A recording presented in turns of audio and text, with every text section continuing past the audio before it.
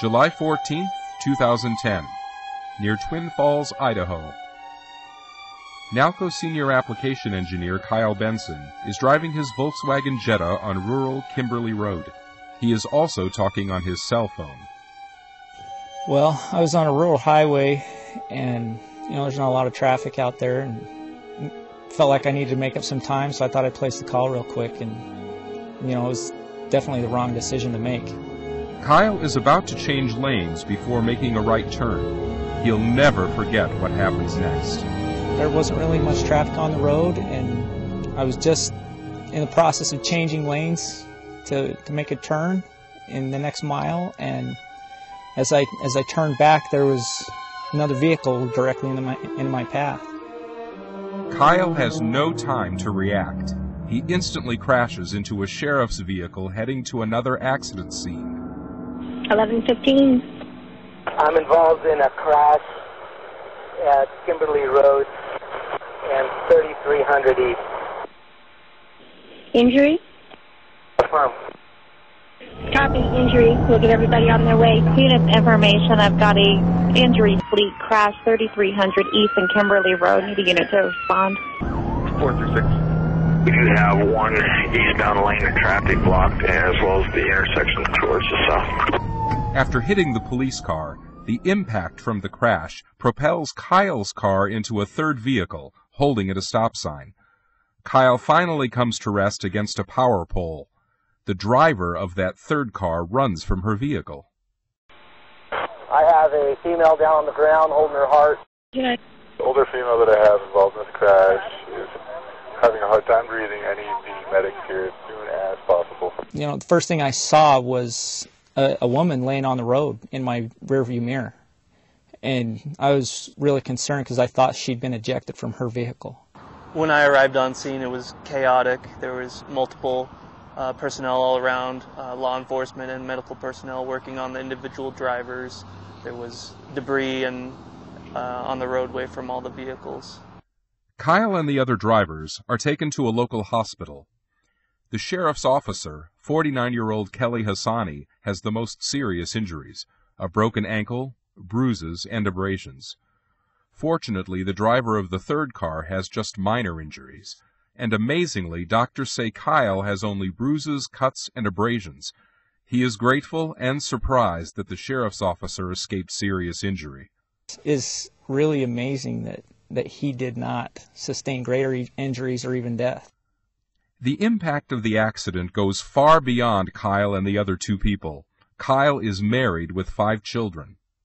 When I heard about his accident, I was really concerned and upset. I didn't know where he was and how the other people were doing, and I just wanted to know what was going on.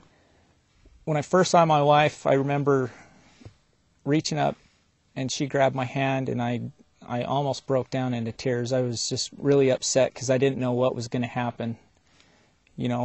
With my health, with our family, with my employment, it was suddenly everything was all up in the air.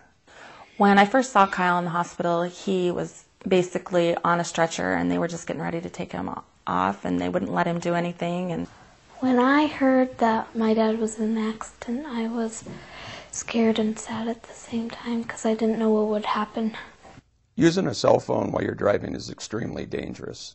One of the things that it does is it distracts us from what we're doing, and the increase or frequency of accidents goes way up.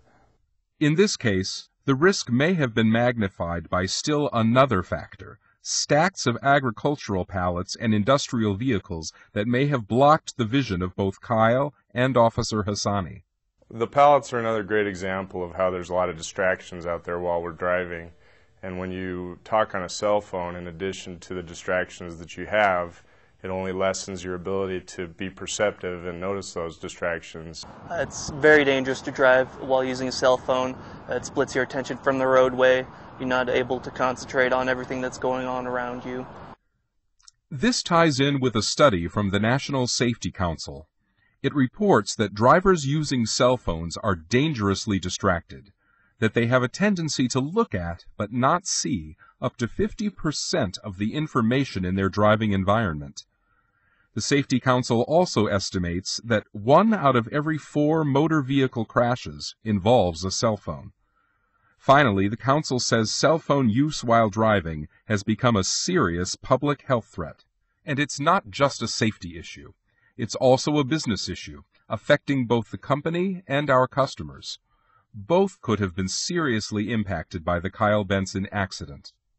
You know, obviously my first thought was for his health when I heard he was in an accident. And so I'm thankful that he personally is okay. And he's a very important member of our team. And I would say somebody that is an important part of the success we've had. I love what we do. Being able to go in and help plants figure out more about their systems and give them a better understanding of the potential that they have just sitting there, but they just need some direction. Kyle Benson has really helped us at our company. He's helped us save energy and monitors our chemical levels, and it would have been a huge loss if we'd lost him. For Kyle, the accident has meant a new way of thinking, a new approach to his job and his life. And as far as work goes, it's increased my level of safety awareness, not just driving, but just in the plants, outside the plants, or just around the house. And what about his cell phone?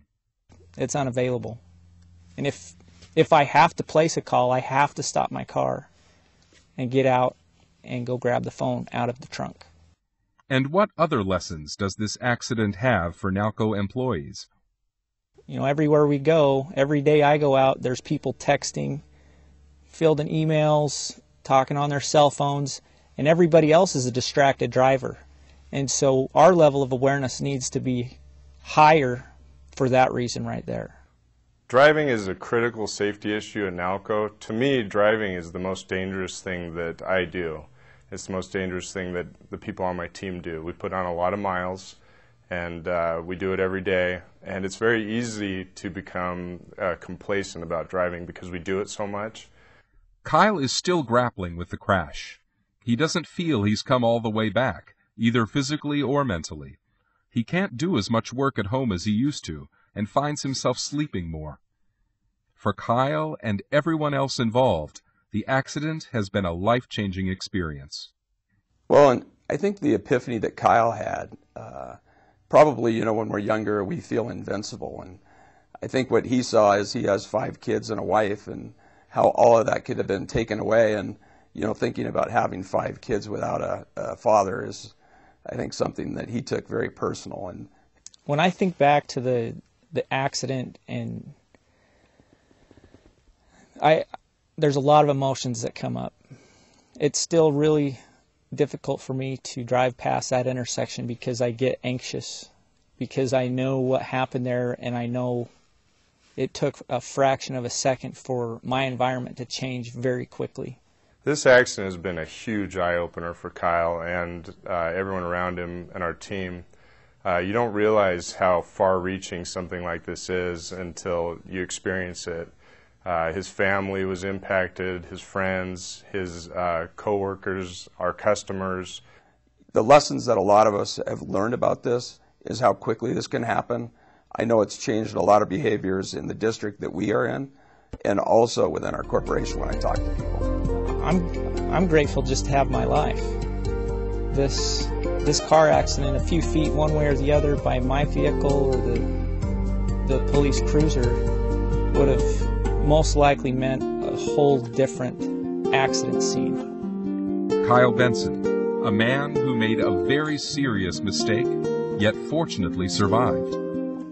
A man who now cherishes every day that he can be with the family he loves.